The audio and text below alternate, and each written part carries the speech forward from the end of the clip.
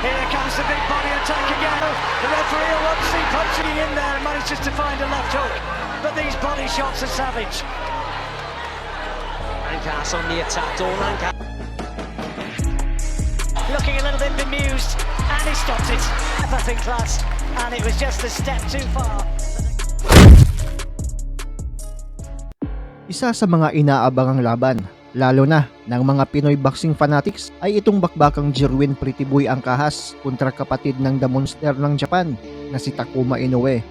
Susubukan ni Ancajas na kunin ang titulong yakap-yakap ni Takuma Inoue na WBA World Bantamweight title at maging kauna-unahang Pinoy World Champion ngayong taon.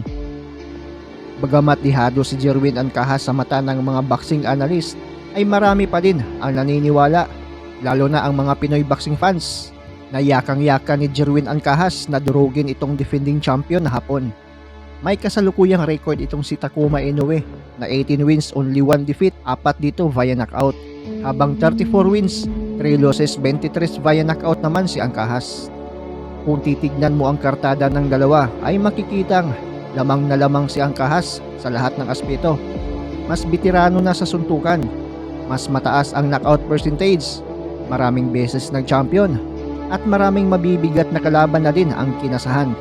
Habang itong si Takuma Inoue ay mababa lang ang knockout percentage nito. At tila ang laban niya kay Nordin Ubali lang talaga ang may kukonsidera na magaling at malakas na boksingero na nakatapat niya. Pinabagsak pa siya ni Ubali sa laban at tinalo via unanimous decision. Ubali bьет жестко. Опа, это нокдаун. Kaya malaki ang posibilidad na maka-upset ng panalo itong si Jerwin Ancajas at maiuwi ang titulo. 5 Pinoy boxer na din ang kinasahan itong si Takuma Inoue at lahat tinalo. Pero taong 2016, isang Pinoy ang nakalaban niya. Ito ay ang tubong Pulumulok Cotabato na si Froilan Saludar alias Sniper. Isang matinding laban ang binigay ni Kabayan kay Takuma. At dito, unang nalasap ni Takuma Inoue ang bumagsak sa ibabaw ng lona.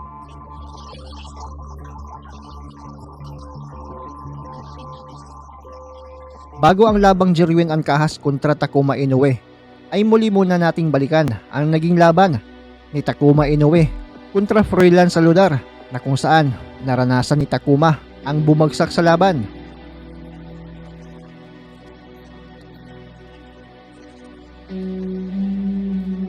Naganap ito noong September 4, 2016 sa mismong baluarte ni Takuma sa bansang Japan.